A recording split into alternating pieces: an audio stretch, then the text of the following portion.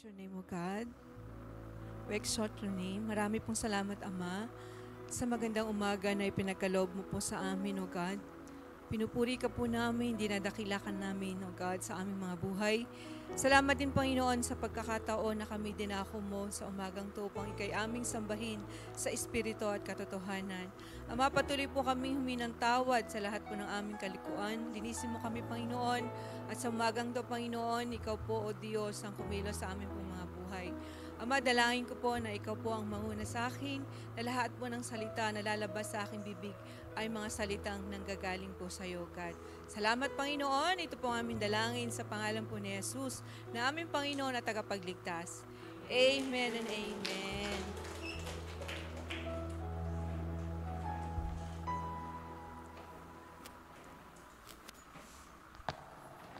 Amen po. Muli po ay isang magandang umaga po sa inyong lahat at magandang umaga din po dun po sa mga nanonood sa kanila pong mga tahanan. So, salamat po sa Panginoon dahil niloob po ng Panginoon na magkasama-sama po tayong muli sa umagang to. Sabi nga po ng ating pong kapatid kanina na nag-MC, Mr. Arceli, na napakabilis po talaga ng panahon. Kasi noong galing po ako na nag-preach dito last month ay July po yun eh. Tapos ngayon, September na, di ba? Napakabilis po. Pero salamat po sa Panginoon dahil nandun po yung kalakasan, yung biyaya na ipinagkakalob niya sa bawat isa. Dahil hanggang ngayon, buhay pa po tayo. Nandito pa po tayo at naglilingkod po sa ating pong Panginoon. No? So mayroon po akong nabasa na statement sa isang Christian article na nagsasabi po ng ganito. The new birth of man's spirit by God's Holy Spirit means the birth of love for others.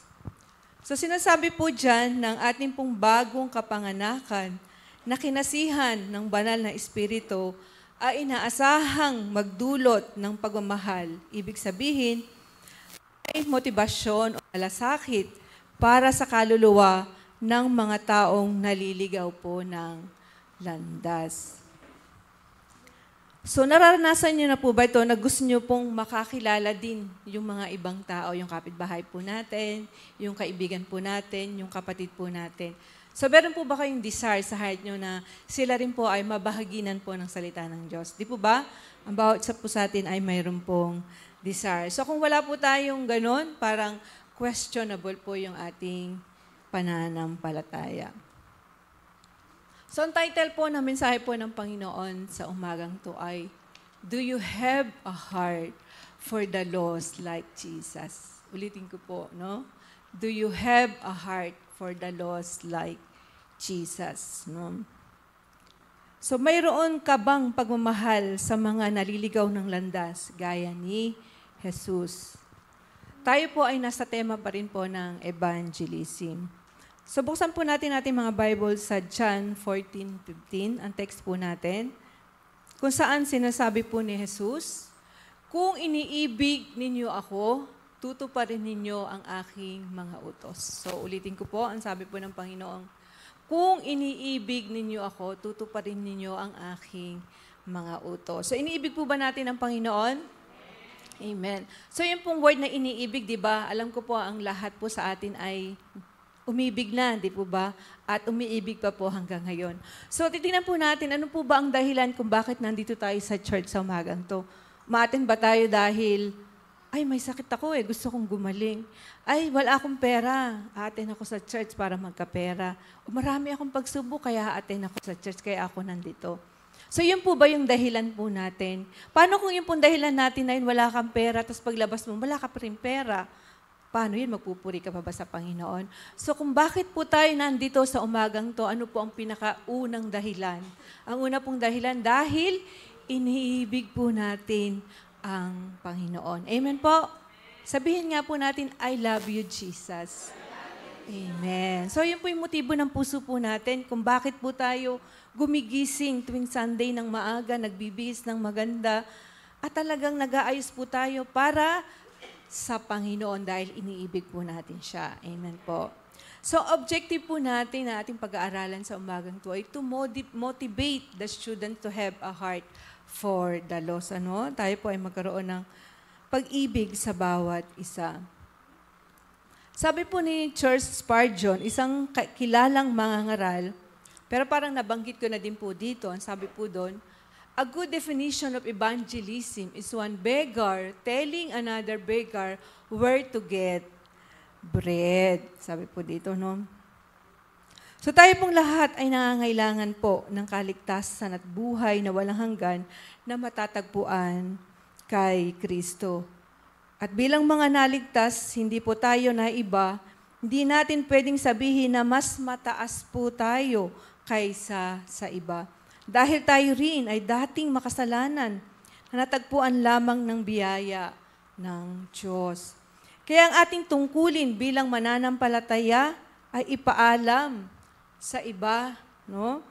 Kung saan nila matatagpuan ang tinapay ng buhay. Ang kaligtasan mula kay Jesus, di po ba? Amen.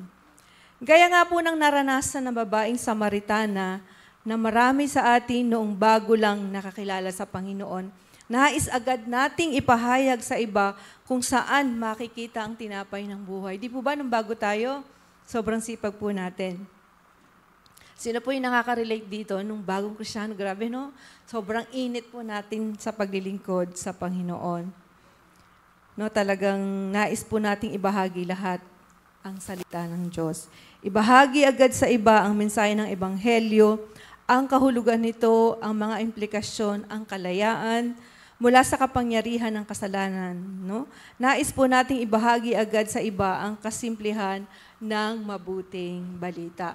So naalala ko po nung tumanggap po kami sa Panginoon, kasama ko po si Ma'am, si Kuya Noel, no? Kahit po tumatakas po kami. Nung pong sa Talbak, di ba, sa bundok, talagang sumasama po kaming humayo. Kahit, grabe, tatawirin mo po yung ilog, ganon. Talagang nandun po kami na masigasig na maghayag po ng salita ng Diyos. Noong panahon po na yun, marami pong NPA doon.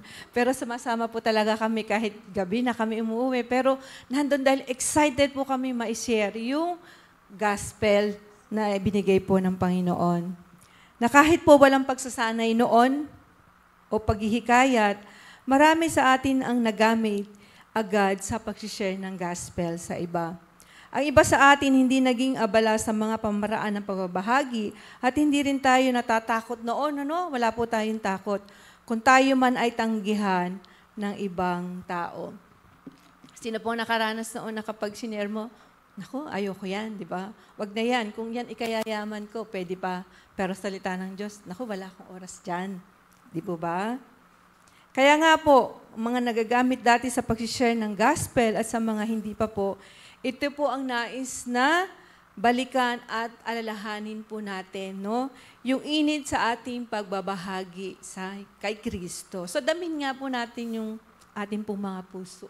Nandun pa rin po ba yung init, yung desire na ma-share po yung gospel, yung salita ng Diyos? O gusto mo lang, ligtas na ako, mapunta naman ako sa heaven, matulog, di ba? Hindi na magpipray, gigising, ganun lang po ang routine po natin. Wala po yung init ng paglilingkod o desire na ma-share po yung gospel po ng Panginoon. Dahil naniniwala po tayo na hindi magagawa faithfully na mag-share ng gospel kung wala kang lubos na motibasyon internally, no? Kung wala po tayong motibasyon galing sa loob, sa ating pong mga puso, hindi po tayo makakapag-share ng gospel. Ano nga po ba ang internal motivation? Anong ibig sabihin ng pangloob na motibasyon? Bakit ito mahalaga sa usapin ng pag-iebanghelyo? So bakit mahalaga na may motibasyon ka sa iyong puso? Magsimula po tayo sa John chapter 14, kung saan nakatala ang ilang mga statement na sinabi ni Jesus sa upper room, kung saan nakipag-usap siya sa kanya pong mga alagad. Sabi po sa verse 15 ay kanyang sinabi, kung iniibig ninyo ako, tutuparin ninyo ang aking mga utos. Parang basic lang po. Lagi nating naririnig po ito, no?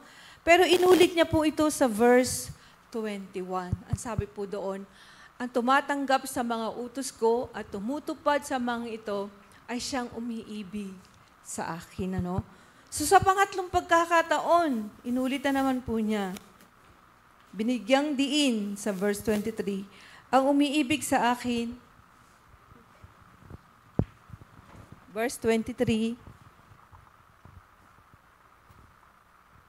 ang umiibig sa akin ay tumutupad ng aking salita. So titingnan po natin, sa 3 beses na pag-ulit ni Jesus sa mga katagang ito, inulit-ulit po niya 3 beses. Sa kanyang mga alagad, malinaw na ipinapahayag sa atin na konektado ang pag-ibig sa pagsunod. Na kung minamahal po natin ang isang tao, tayo po ay susunod sa kanya pong mga sinasabi. Halimbawa po, yung mga magulang dito, bakit po sumusunod yung mga anak sa mga pinag-uutos sa kanila? Dahil iniibig o mahal po nila yung kanilang mga magulang. Tayo po, bilang mga asawa, may mga sinasabi po yung mga asawa natin, minsan hindi po natin gusto. Pero inuutos po nila to dahil mahal po natin yung asawa natin. Anong ginagawa po natin? Tayo po ay sumusunod. So, basahin nga po natin ng sabay-sabay yung slide na nasa obedience, keeping His commandment, it is connected to loving.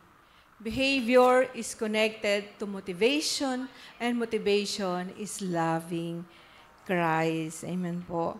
Ibig sabihin po nito, kapag may pag-uugali ka na sumusunod kay Kristo at sa Kanyang mga utos, ito ay konektado sa pagmamahal mo sa Kanya.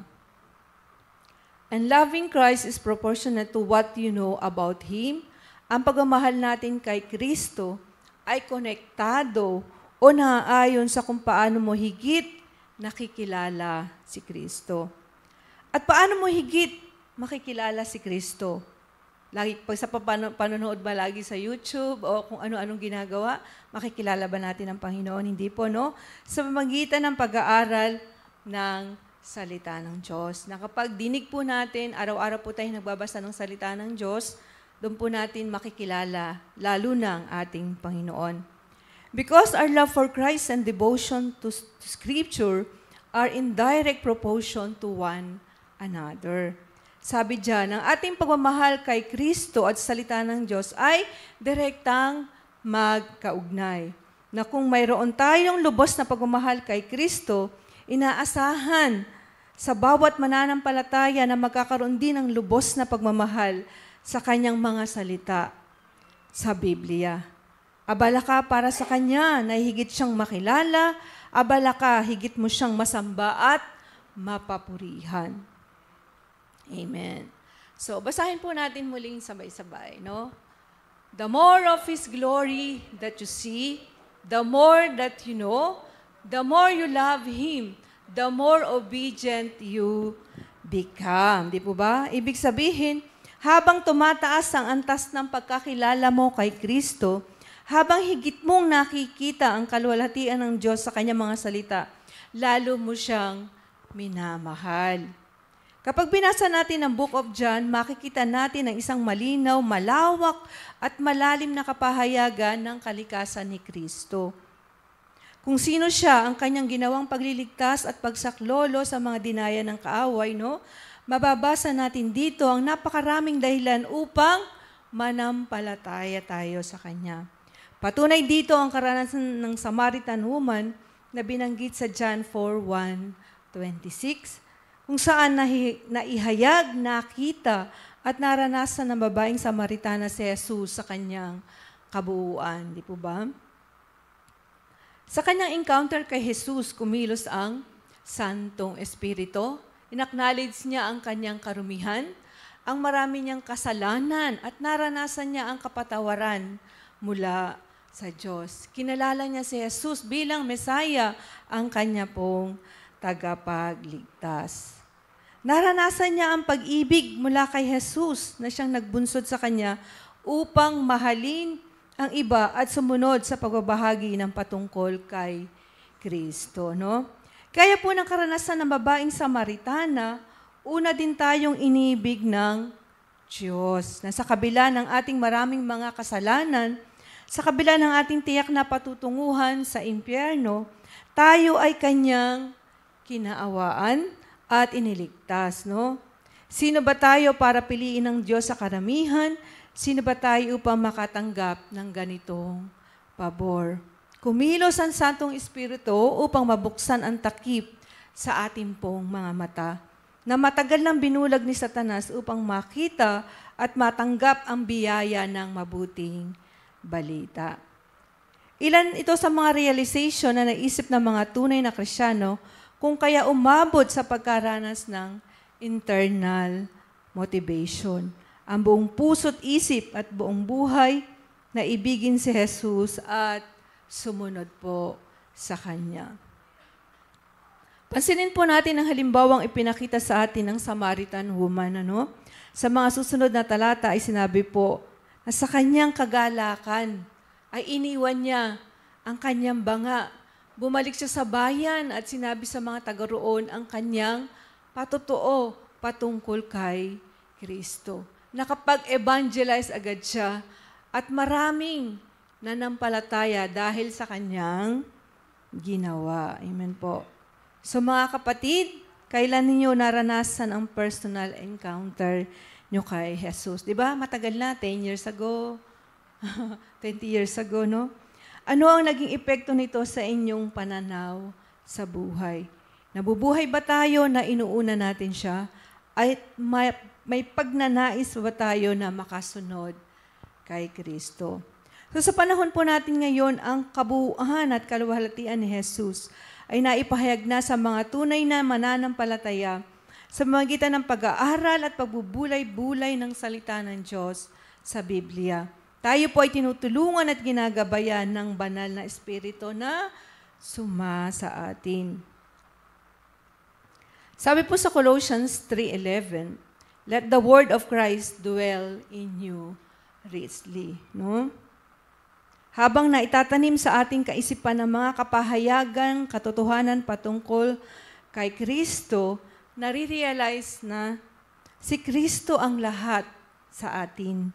Siya ang pinakamahalaga sa lahat, na kahit anumang bagay mayroon sa mundong to, ay mas nananaig ang pagmamahal natin sa Kanya. No? Ang Panginoong Hesus po ang pinakamahalaga sa atin. Na kung kapag nandyan si Kristo sa atin, tayo na po yung pinakamayaman, pinakamasaya at merong kapayapaan sa ating pong mga puso. No? Katulad po ng mga napapanood natin sa TV ngayon, yung mga mayayaman, meron, ilan po dito yung mga sasakyan nyo? Katulad po namin, no? Wala naman po kami sasakyan. Isa lang, pero L3 pa. So, sino po ba yung may mga 40 na sasakyan? Wala po, di ba? Yung mga napapanood po natin sa TV na noong unang panahon, sobrang malaki po nila yung kanilang mga bahay, yung kanilang mga sasakyan, parang proud na proud po sila. Pero ngayon po, nakikita po natin na sobrang ang hirap po, no? Nandun po sila, talagang umiiyak sila sa hirap na lahat ng tao gustong sirain yung mga gate nila, yung mga ganon. So makita po natin, hindi po yung kayamanan talaga ang magpapasaya sa atin, kundi ang magpapasaya po sa atin ay ang Panginoong Jesus po, no? So nagiging tama at ayon sa kalooban niya ang pagtugon natin sa lahat ng mga bagay dahil tayo hinihimok ng salita ng Diyos patungkol kay Kristo sa kanyang kapuspusan at kasaganaan. Kaya nagagawa nating higit na sumunod, higit na pinababanal, higit na naging pagpapala, higit na nagiging epektibo sa bawat ministry na mayroon tayo. At higit at natapat sa pagsunod, lalo na sa gawain ng pag-eebanghelyo. So maraming Kristiyano ang hindi gaanong nakikita at nararanasan ang kaluwalhatian ng Diyos. Kung kaya, hindi maranasan ang tunay na pag-ibig kay Jesus. Sinusubukan po ng maraming mananampalataya, no? Ang pagdalo sa maraming church activities, pagkakaroon ng iba't ibang spiritual experience o discipline, pagiging bihasa sa iba't ibang pamamaraan o mga hakbang sa paglagong espiritual, at ang pagkakaroon ng maraming ministry sa church at iba pa. Mainam naman po ang mga yan. Subalit, nagiging kapaki-pakinabang lang ang mga yan kung dinadala ka nito sa pagbababad sa salita ng Diyos. So, sino nga po ba dito ang nagbabasa po ng salita ng Diyos araw-araw? Taas nga po natin ating mga kamay. Amen. Pakahalaga po talaga na tayo po ay magbasa ng salita ng Diyos araw-araw. Batid din natin nakakatulong po ang mga pastor, di po ba, at mga kasama natin dito sa church para pakainin ka spiritually. So, bahalit, kailangan pa din po nating pakainin ang ating po mga sarili ng salita ng Diyos araw-araw, no? Minsan may mga struggle tayo, bakit hindi natin maunawaan ang Biblia? Parang may partial blindness tayo. Ito ay nangyayari dahil sa ating pagiging mas abala sa maraming bagay, gaya ng trabaho, sa pag-aaral, sa mga personal na ambisyon. Pagiging mas abala sa social media. Sino po dito yung guilty? Sobrang abala sa social media na isang araw ka na palang nakatingin sa cellphone. Pag time na ng, magbabasa na ako. Bubuksan mo yung Bible, 5 minutes, okay na to. Tapos babalik na naman sa social media. Di ba? Maging ang ating pride, unforgiving, at mga kasalanan na natitira pa sa ating pong mga puso. So, kailangan nating magpalinis sa Panginoon at manalangin sa banal na Espiritu na lumalaban sa mga epekto ng mga kasalanan sa puso natin. Maging sa pag-iwas sa mga ito, no? So, tayo po iiwas. Hindi po, nakita na po yung cellphone natin pagkagising pa lang sa umaga. Di ba yung cellphone, lalo yung mga kabataan, yung cellphone nasa kalagay sa ulo.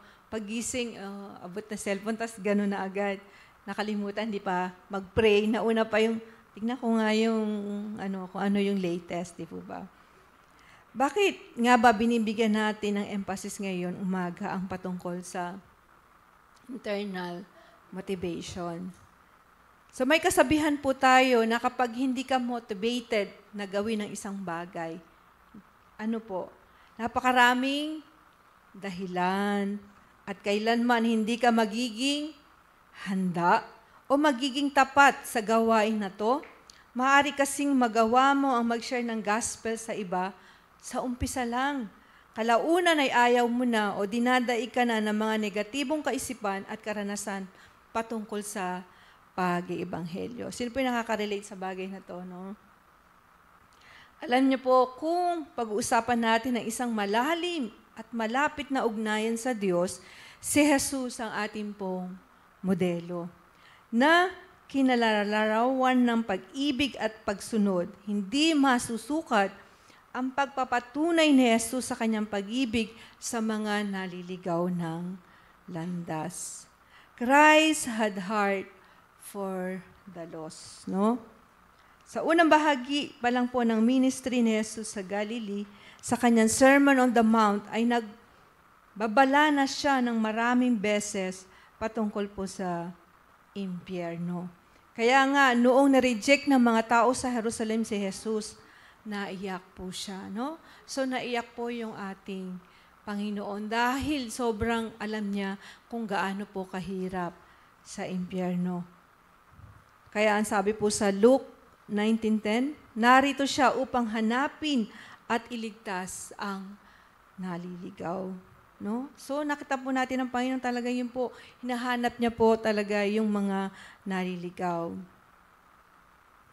Pansinin niyo sa umpisa pa lang ng kanyang ministeryo, sa Matthew 4:19, sinabi ni Jesus kay Pedro at Andres, "Sumunod kayo sa akin at gagawin ko kayong mga mangingisda ng mga tao." Ito rin ang inuutos niya sa iba pa niyang mga naunang alagad. Ito rin ang tagubilin ni Jesus kay Apostol Paul, na pagkaraan niyang ma-encounter si Jesus, buong buhay niyang inialay sa matapat at matapang na loob na pagbabahagi ng Ebanghelyo ni Kristo. Hindi lang nagbigay ng utos si Jesus kay Apostol Paul, kundi siya mismo ipinakita niya at isinagawa ang pag-aalay ng kanyang buhay para sa mga naligaw ng landas. Sabi po sa Ephesians 5:2b, dahil sa kanyang pagmamahal sa atin, inialay niya ang kanyang buhay bilang mabangong alay at handog sa Diyos. Jesus, the ultimate sacrifice, no? Ang Panginoong Jesus po talaga ang nagsakripisyo para sa atin. Maging si Apostle Paul, he had a heart for the lost. Kung mayroon mang maaring sumunod kay Jesus, wala po akong maisip na ibang tao na sobrang naging masigasig sa pagbabahagi po ng gospel, maliban po kay Apostle Paul, no? Sa kanyang encounter kay Jesus, on the way to Damascus, kumilos ang Santong Espiritu, naranasan niya ang pag-ibig mula kay Jesus at ang kanyang pagpapatawad. Nahayag, nakita at naranasan niya si Jesus sa kanyang kabuuan at kalalwaltian. Inibig niya si Jesus at nagkaroon siya ng internal motivation to follow Christ. Kaya gayon na lang po talaga siya.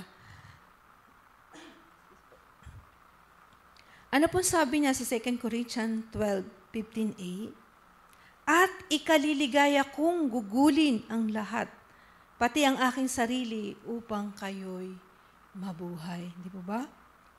Tinularan nga ni Apostol Paul si Jesus at inunawan niya ang kabuuan ng gospel. Inaral niya ito at nabuo niya ang Romans chapter 1-4. Sa mga chapter na ito, mababasa ang isang basic at malinaw na pagpapaliwanag ni Apostle Paul ng gospel. Sa kanyang pagmisyon, sa mga pagsubok at maraming panganib na kanyang hinarap, kahit nasa kulungan na siya, ang tibok ng puso niya ay maipahayag lamang ang mabuting balita sa ibang tao. Di ba nakita po natin ang buhay ni Paul, grabe po ang nangyari sa kanya.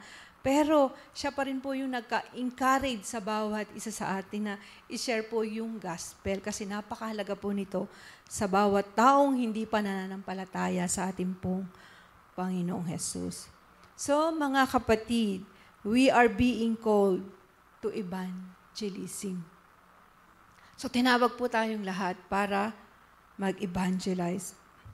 Mula kay Pedro at Andres na tinawag ni Jesus, mula sa pangingisda kila Santiago at Juan, nag-aayos ng kanilang lambat, kay Apostol Paul na naglalakbay patungong Damasco, sa iba pang mga naging alagad, na bago ang kanilang buhay.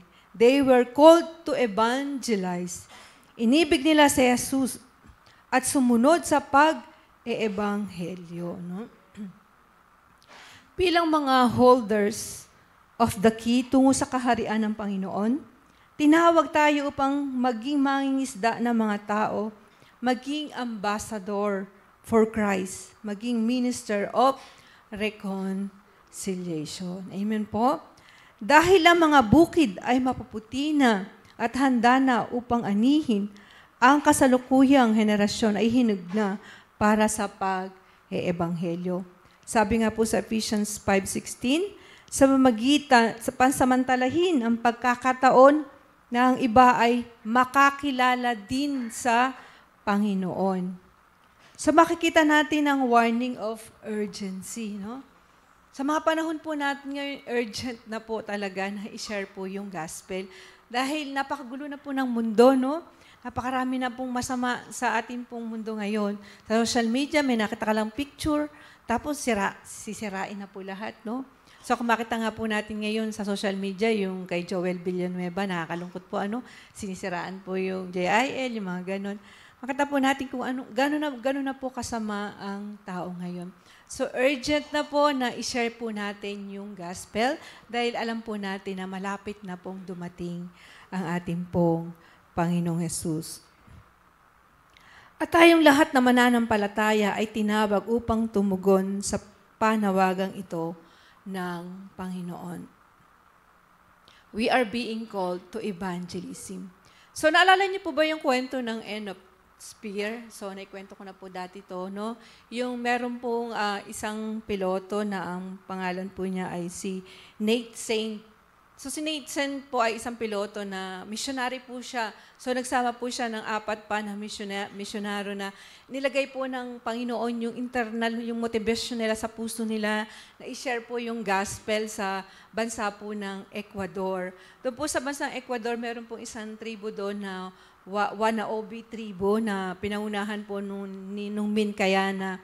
Na yung pong tribo na yun ay pumapatay po talaga sila ng tao. Wala pong talaga silang, lalo na kapag tagalabas, ganun po ang kanilang ginagawa. So kahit alam po ng 5 missionary na to, na sila po ay papatayin, pero motivated po sila nandun po sa puso nila yung desire na i-share po yung gospel na ang mga tribo na to ay makakilala po sa Panginoon. So sila po ay pumunta at pagbaba po ng kanilang eroplano doon po sa bundok, hindi pa po sila nakakapag-share ng gospel ay pinatay na po sila. So namatay po sila. So bakit po natin ang 5 lamang missionary po na to ay meron po silang mga asawa. Ito pong si Nate Saint, nung time po na yon ay buntis pa po ang kanyang asawa. Pero nagkaroon din po sila ng internal motivation sa heart nila na i-share din po yung gospel na kahit po pinatay po ang kanilang mga asawa doon po sa lugar na yun. Pero yung motivation na doon sa heart nila, kaya ang ginawa po nila, pumunta po sila doon po sa Ecuador, sa tribo po ng Wanoabi na yun, para i-share din po yung gospel. And then nakita po ngayon, Win Kayani po na yung head po ng tribo na, maganda naman pala yung kanilang nais. At sila pong lahat dun po sa tribo ay nakakilala po sa Panginoon. And then nanganak na po yung asawa po nung piloto na yon, na si Steve Saint po. Yung bata po na yon ay lumaki sa tribo, naging missionary din po siya. And then yung pong head po ng tribo na yon ay naging parang lolo din po niya. At sa lugar po ng Ecuador, sa tribo po na yon, nagmula po yung mga bawat tribo na kung saan ay pinupuntahan po nila na nakakilala po sila sa Panginoon. So purihin po ang Panginoon na doon po sa internal motivation po na inilagay po ng Panginoon sa puso po ng piloto na yon. Nandun po na kahit namatay sila, doon po sa mga babae na ginamit ng Panginoon, nandun po na ang buong tribo po ay nakakilala po sa Panginoon. Kaya tayo po, ninanais po ng Panginoon na i-share din po natin yung gospel para ang ibang tao rin po ay makakilala sa atin pong Panginoon. Amen. The call to witness is a command. Ibig sabihin, hindi lang tayo tinawag sa pag-eebanghelismo, kundi ito ay isang kautusan na dapat sundin. So, hindi lamang po tayo tinawag, kundi utos. Di po ba kapag ito ay utos, ito po ay ating susundin. Ano ang sinabi ni Jesus na dapat mangyari sa Kanya? Sa Luke 24:46 and 47, sinabi niya sa kanila, ganito ang nasusulat. Kinakailangang magdusa at mamatay ang Kristo at pagkatapos siya'y muling mabuhay sa ikatlong araw. Sa kanyang pangalan, ang pagsisisi at kapatawaran ng mga kasalanan ay dapat ipangaral sa lahat ng mga bansa magmula sa Jerusalem. Ito na nga ang gospel na dapat maipahayag. So, itandaan po natin, ito po yung gospel na dapat ma-share po natin sa iba. At paulit-ulit binabanggit ng Panginoong Jesus ang mga bagay na ito sa bandang huli po ng 4 Gospel, sa Matthew, Mark, Luke, and John. At maging sa susunod na aklat sa Acts chapter 1, bago po siya umakyat sa langit. At ito rin ang tagubilin ni Jesus na ang mabuting balita ay dapat maipahayag. Paulit-ulit nang sinasabi na dapat maipahayag ang salita po ng Diyos. Kaya noong natapos na ang lahat ng mga ito, binanggit po ni Jesus sa kanyang panalangin, sa kanyang Ama. So, pinapanalangin po tayo ng Panginoon.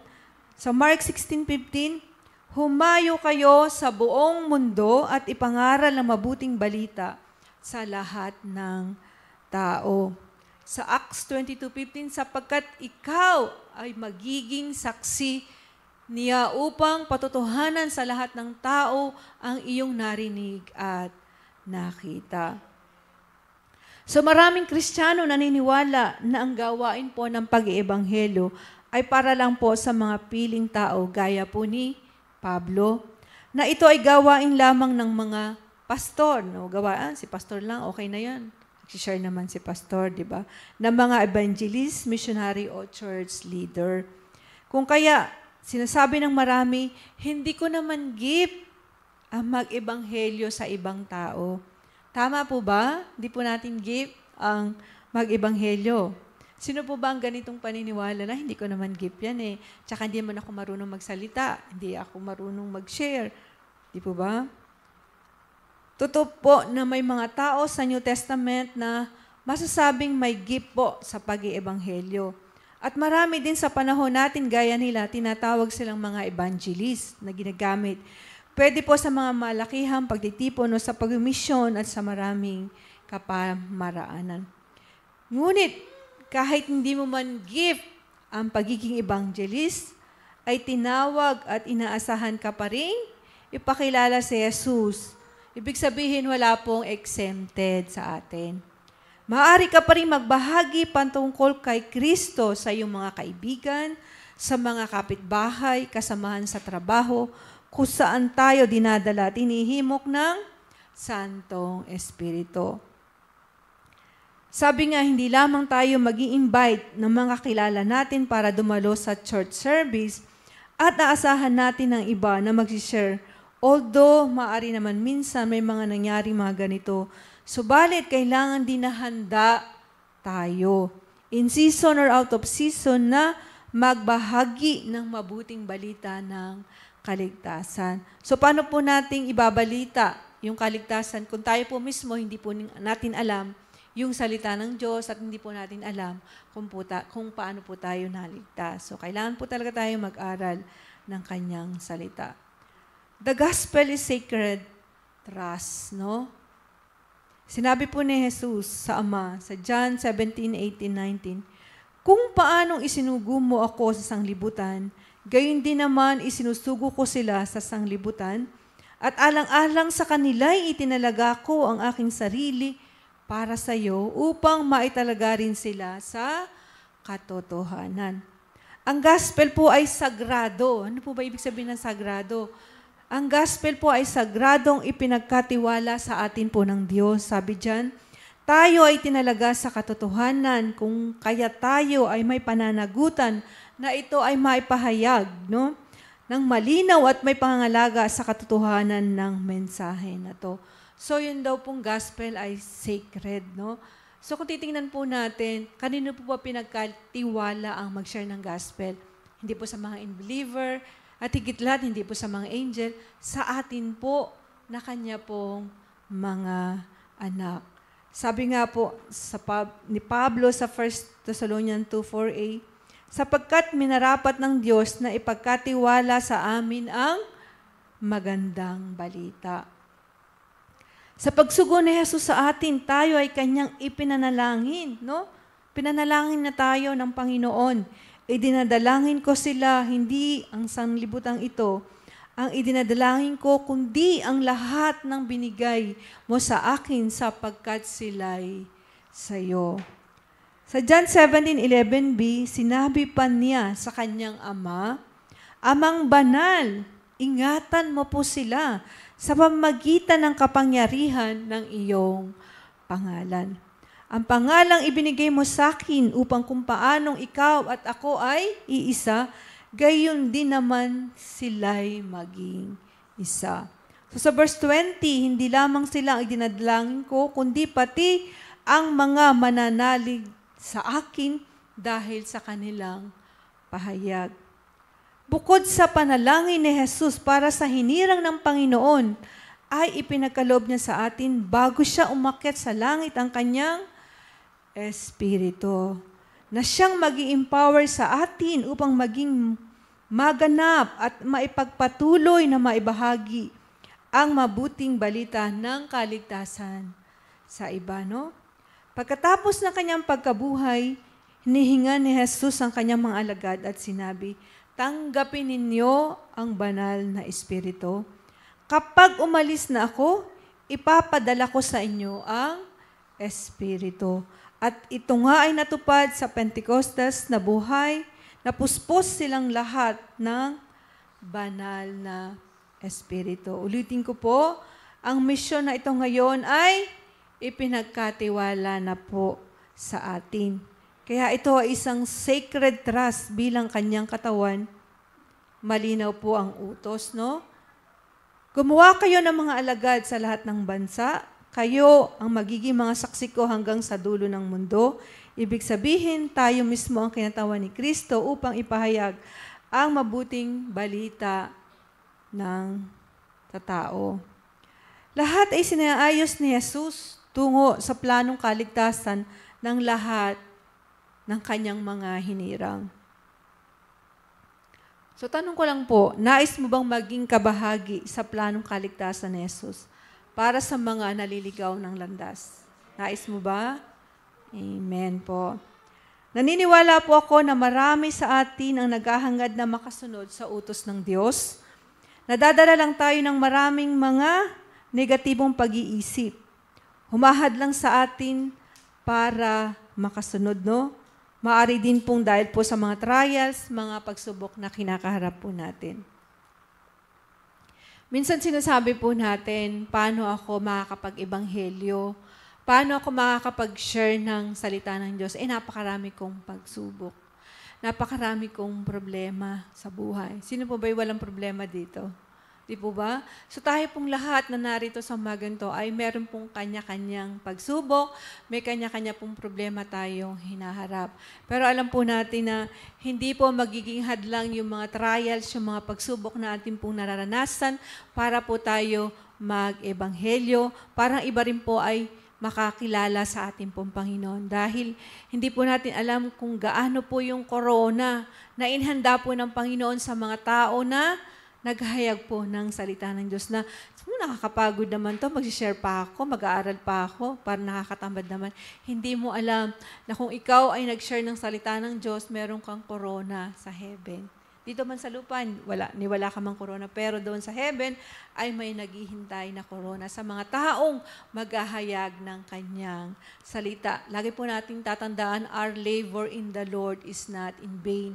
Na lahat po na ginagawa mo dito, sa mundong ito, lahat ito ay bilang ng Panginoon.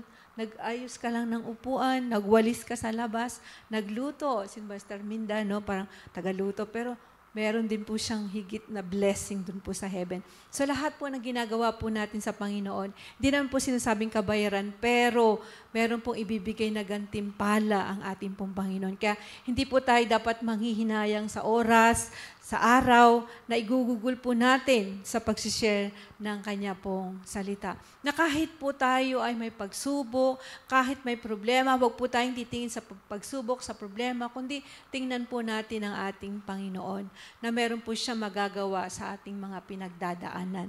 Sabi nga po sa Habakkuk 3:17 to 19, no? Bagamat di namumunga ang puno ng igos at hindi rin namumunga ang mga ubas, kahit na maantala ang pamumunga ng olibo at walang aanihin sa mga bukrin, kahit na mamatay lahat ng mga tupa at mawala ang mga baka sa kulungan, magagalak pa rin ako at magsasaya dahil si Yahweh ang Diyos na magliligtas sa akin, no? Si Yahweh po ang ating Panginoon ang magliligtas po sa atin. So, na-share ko lang po, di po ba, nung nag-preach po ako last July, no? Meron pong problema yung kapatid po ni Brother Nestor, no, na siya po ay na-confine, na-intubate po siya. So, naka-tube po siya, nag-comatose po siya, at nandun po siya sa private hospital.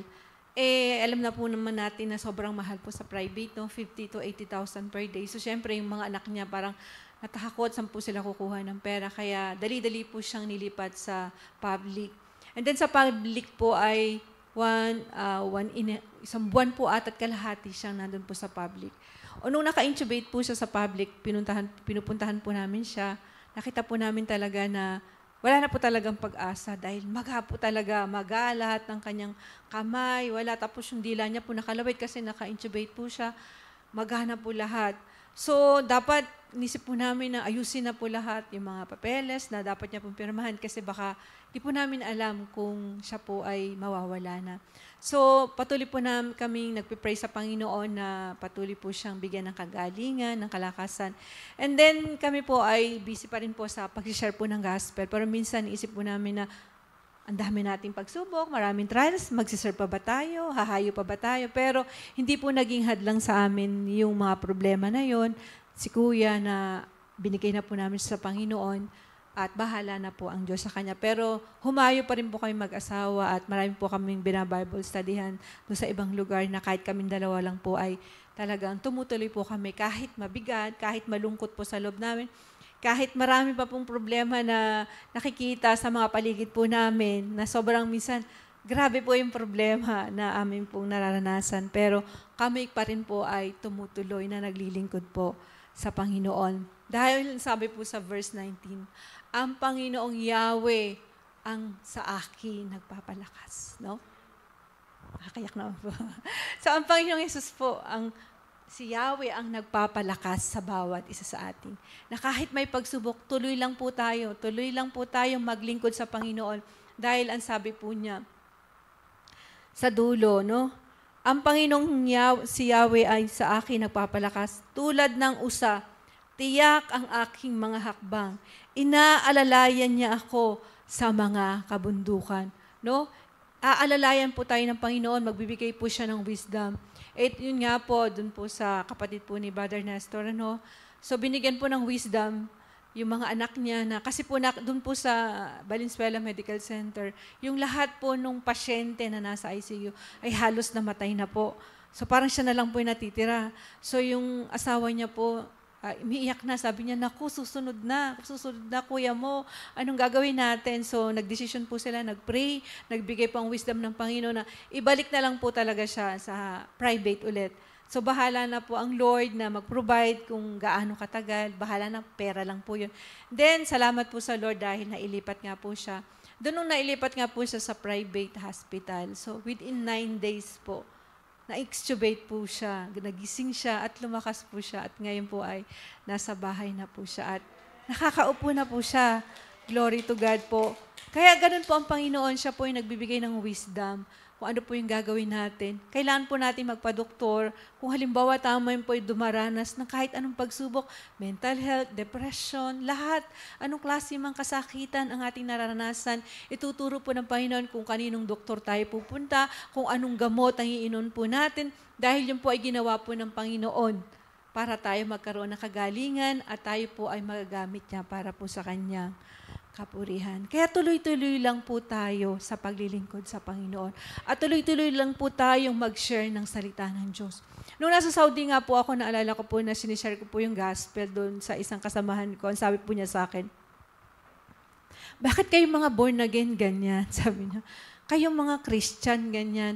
Bakit hindi nyo na lang solohin? Di ba? Ba't kailangan nyo pang araw-araw, ito ang mahal ka ng Panginoon. Ba't kailangan nyo pang sabihin, i-share sa amin? Kayo na lang. Masaya naman kayo. Parang gano'n, ano? So, hindi po. Ito po ay ginagawa natin dahil ito po ay utos po ng Panginoon. To evangelize, no?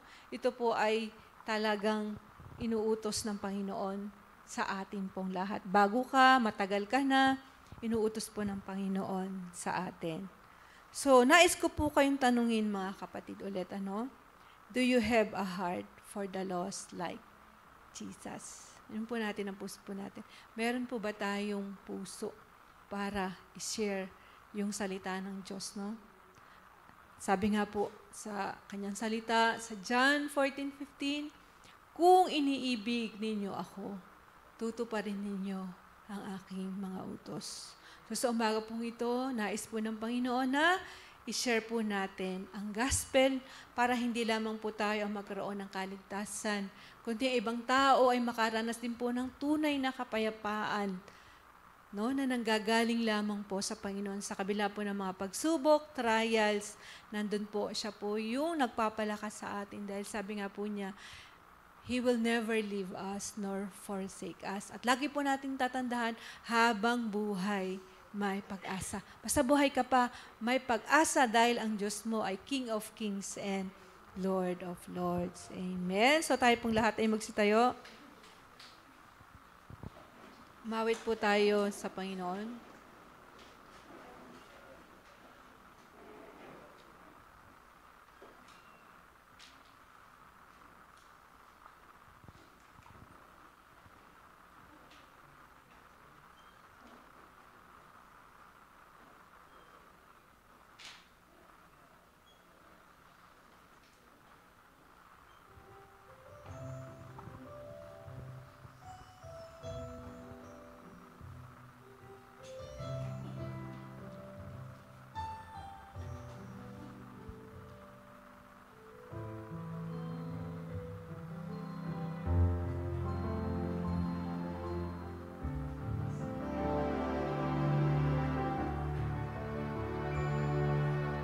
Kaibigan kong Kristiyano, ano ba ang landas mo?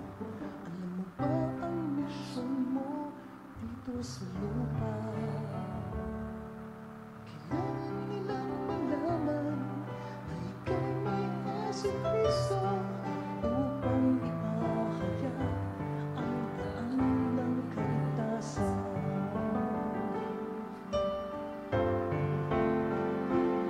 Sabi mo, ipakita mo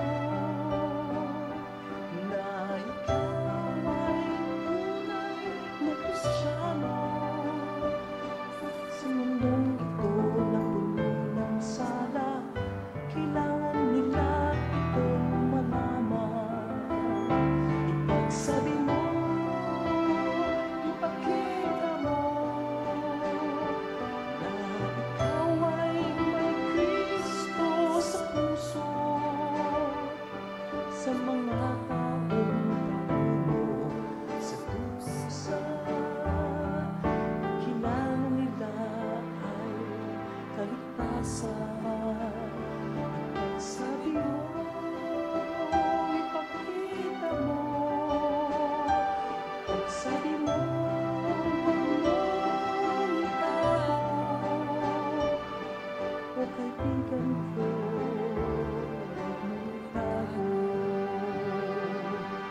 Kaibigan kong Kristiyano, ano ba ang landas mo? Alam mo ba ang misyon mo dito sa lupa? Kailangan nilang malaman na ikaw may Hesus Kristo upang ipahayag ang daan ng kaligtasan.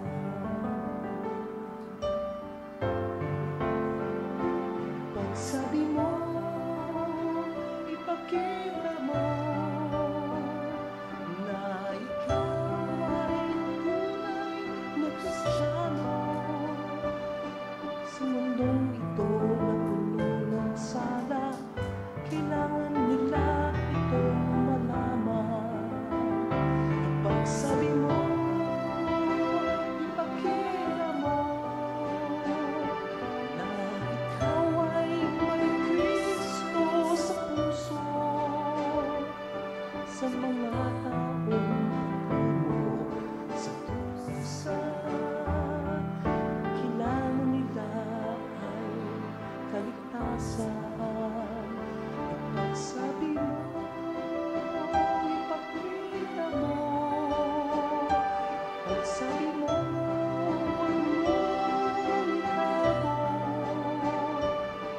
o kaibigan ko, huwag mong itago.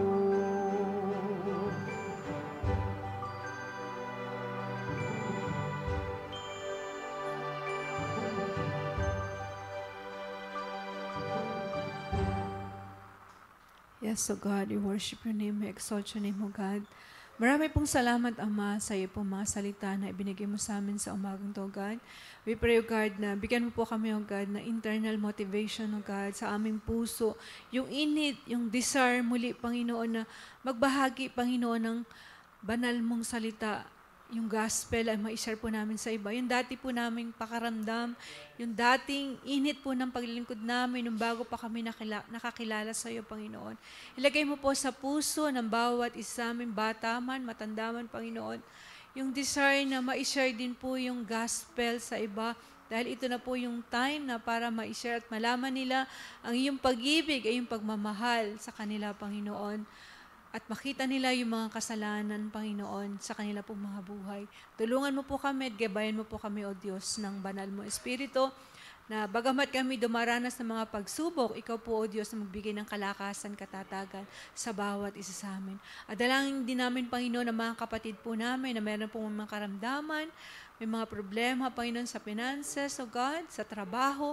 Mapakatugunin mo po ito, O God, at ipakita mo sa kanila, Panginoon, na ikaw ang Diyos na makapangyarihan at walang bagay na mahirap para sa iyo. Pagpalain mo po ang bawat isa na narito at higit sa lahat, kayo din ang mga kapatid po namin na nanonood sa kanilang mga tahanan.